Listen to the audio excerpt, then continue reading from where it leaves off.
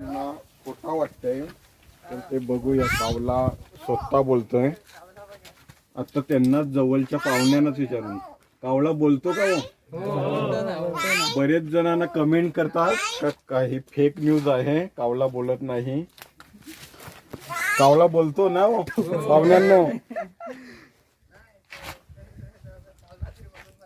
हा बघा कसा कावला बोलतो, पाणी पितो.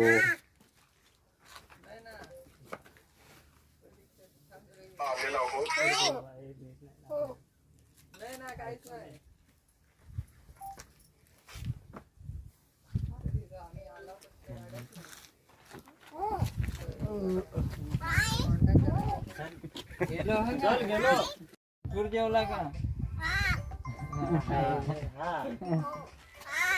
तुला शाळेत जायचंय का?